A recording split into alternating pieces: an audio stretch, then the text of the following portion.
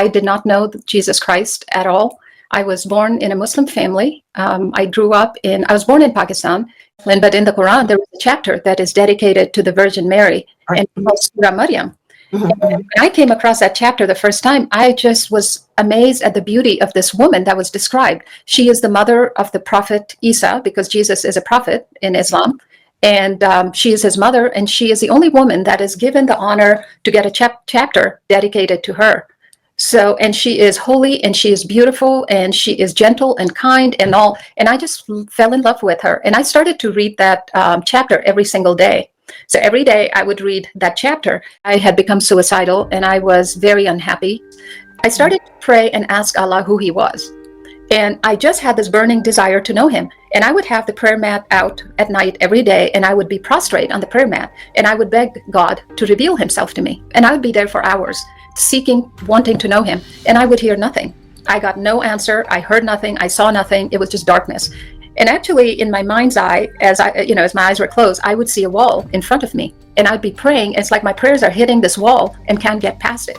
And I knew that God was on the other side of the wall, but I couldn't get to him, and it was frustrating me.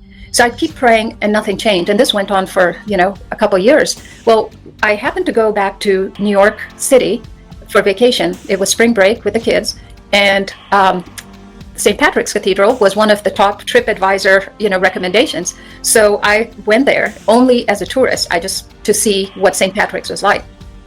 And part of me was afraid, because I thought Allah would strike me for going into a Christian church. I thought all Christians go to hell because they believe that God has a son, which is blasphemy in Islam. So I walked into St. Patrick's Cathedral on that beautiful morning, and I stepped in, and the first thing I saw was a stained glass face of Jesus that was hanging in the front.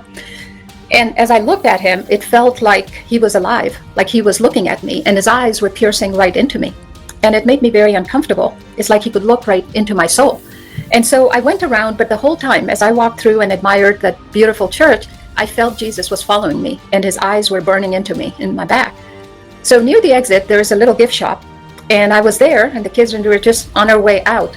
And as I'm looking, I heard this gentle whisper of a woman, and she said, "Come back, come back."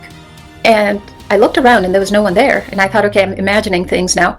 But as I turned back, again, this woman's voice, so sweet, so gentle, a whisper saying, "Come back." And as I heard it that second time, I knew immediately then this was Mary talking to me.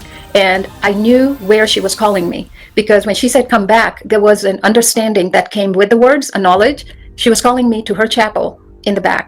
And I didn't know she had a chapel. I just walked through. But as I heard the words, I knew exactly what she was saying. And I had loved her for all these years as the mother of the prophet Isa. And I just couldn't walk out of St. Patrick's and just ignore what she was saying. So I went back in, and I went to her chapel. And I stood there waiting for her to say something. And I heard nothing. And I looked at all the people, and they were kneeling and so reverently praying. And there was this peace and silence. And I felt so sorry for all of them, because I thought they're kneeling in front of a statue. They're all going to go to hell, because they're, in Islam, you don't kneel before idols. But I admired their faith. And so then I left. But the next few days that I was in New York, I made sure to come to St. Patrick's, because there was a peace I had encountered that touched me so deeply. And I wanted that. So even for a few minutes, the next few days, I would stop in there. But I didn't hear anything more, and I went back home, and life went on as normal. And I just thought, okay, this was just a good experience, and that was it. Well, December came around, and it was the first week of December, and I was asleep. And when you're sleeping really deep, and somebody just comes and just like gently touches you, and you're in that space of half asleep, half awake, that's how it felt. Like somebody just gently touched me, and I was kind of waking up, and Jesus and Mary were at my bedside. And they were, the nightstand was right there. They were like right against the bed. The only way I can describe it is it felt like heaven had come into my room. And even though I was asleep, my body was on the bed, I felt like my spirit had woken up. And I got up and I embraced them. And I knew them, Jesus and Mary, like they were my long lost friends that we had been separated in this desert for my whole life. And now we were united. And the joy that I felt, it was something I've never felt again. It's like the joy of the Spirit. And we embraced and we prayed together, and they talked to me about my life. And I started to have more dreams and visions, and it would be Jesus or it would be Mary talking to me. And it started to really confuse me, because I'm Muslim. If Allah was answering my prayer to reveal himself, you'd think it would be Muhammad that would come in a dream, or Ali, or something to do with Islam. Why Jesus? And the Jesus that I was encountering in these dreams was not the Jesus of Islam, because in Islam, he's a prophet who lived, who died. He was human fully. The Jesus I was encountering came with so much power. He was powerful. He was alive. It wasn't like a dead person coming to you in a dream. And it really confused me. And then I got afraid because I thought I was going to hell because Allah would punish me. Because in Islam, even if you think anything other than what Islam says, you go to hell. You can be punished. So there was a lot of fear. And this went on, there's so many things that happened that I just could not get away from Jesus or Mary. They were like breadcrumbs being put before me, and I had to follow them. I just couldn't walk away. And so it came to December, all these things are happening. And I finally thought, okay, Jesus, I'm going to make a deal with you. I can't do this anymore. You're going to tell me what you want from me, and we're going to end this. So to do that, I'll make a deal. I'll come to your church. I'll go to a service, and then you will tell me what you want. So it was Christmas. So I picked a church close to the house. And at this, I don't know anything about Christianity. I don't know denominations. I don't know what Catholic is. I don't know. I didn't really care, So I went to a church by the house for a Christmas service, and I expected Jesus to be there to tell me what he wanted, and then this would end. I didn't want these dreams and all. And so I went to the service. It was beautiful. The people were great. The pastor did a reading. They passed a tray around with little cups and crackers and everything. And I took part in all of it because that was my deal with Jesus. And I waited for him to show up and tell me what he wanted. And the service was over, and I walked out, and everybody had a candle, and we processed out. And I'm like standing outside with a candle saying, Jesus, you weren't even there. Where are you? How can you not be in your own church? I was so disappointed because in my heart, I did not feel his presence. There was this emptiness. And so I was frustrated. And there was a lady at work who I had been sharing. For whatever reason, I chose to tell one person about what was happening to me. So she had been telling me to come to her church, and I wouldn't do that because I didn't want to look into a religion. I did not want this. I just wanted to know God. So I went after Christmas and I said, Debbie, guess what? I went to a church and Jesus wasn't there. She looked at me and she said, which church did you go to? And I said, well, I went to, so-and-so church by my house. And she said, you just have to come to my church. And I said, why is your church different? And she said, just come to my church. And I was desperate because I wanted to talk to Jesus and be done with this. So I said, okay, we'll go, but I don't want to spend time at a service.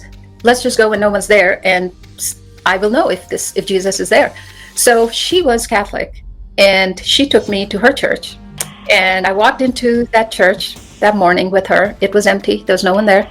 And I took my first step in, went up the steps inside, and I took a breath, and I felt his presence just like I could feel him. And I said, this is his home. I can feel him here. And I said, Jesus, I have now found you. And now you're going to tell me what you want from me, and we're going to end this. I don't want these dreams, and I don't want any of this. And so from that day on, I started going to that empty Catholic church every morning. I would go there. I'd work schedule according where I could go. And I would sit in the back pew. I'd never kneel. And I would sit there, and I would argue with the crucifix. And I would tell him, you're not the Son of God. Why are you doing this to me? You need to leave me alone. Why? And I would just go on and on and on. And then I would tell him about my day because my daughter is now a teenager, the whole struggle with teenage kids. And I would share with him my day, my work, and then I would leave with peace. And then I'd show up the next day and I would do the same argument with him. You're not the Son of God. Why are you doing this to me? There's no Son of God. This went on for months. I would do this every day. I did not like Sundays because Sundays people would come to church and I couldn't go and be alone with Jesus. So I couldn't wait for Monday so I could go and spend time with him. I'd spend like an hour or two every day. And months go by, and finally one day I walk in, the same thing, sit down, my argument starts. And that day, in that empty Catholic church, the voice of God echoed. And he said to me, who are you to tell me who I can be and cannot be? If you really want to know the truth, leave and come back like a child, and I will tell you the truth. That voice was powerful, and it was like a father talking to a child. It didn't scare me, but there was power and there was authority there, but there was also love, and there was no fear.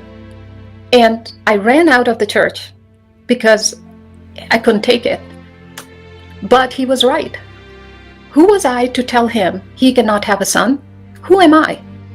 just because some other person told me that that God does not have a son, and I have come to believe that, and it's been passed down for generations in the religion that, Jesus is not the Son of God.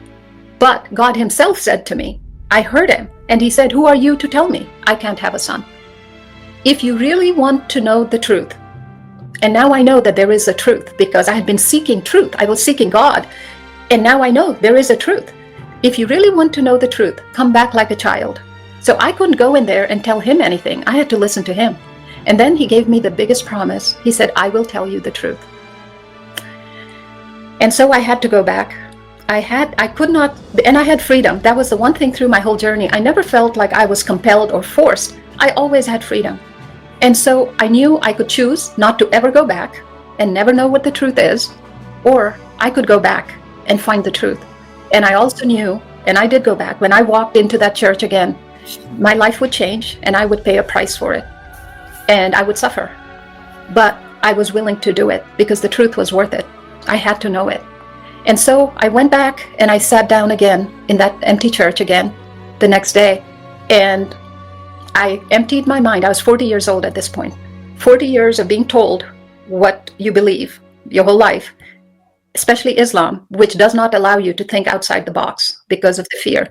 I emptied everything and I opened my mind that truth could be whatever.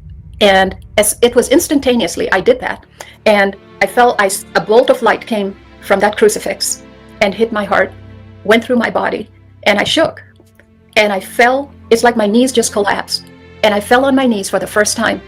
And I'm sobbing. And all I could say is, I believe, you are the Son of God. I believe.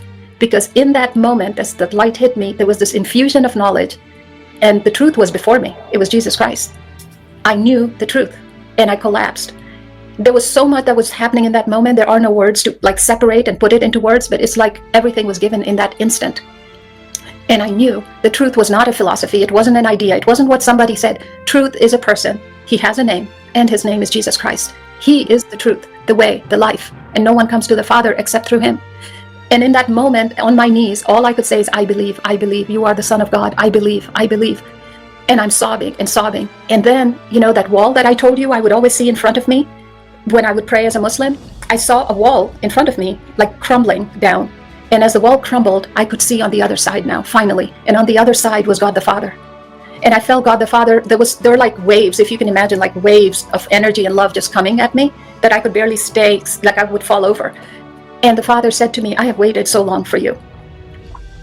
I had spent this whole time seeking God, but I had been denying his Son.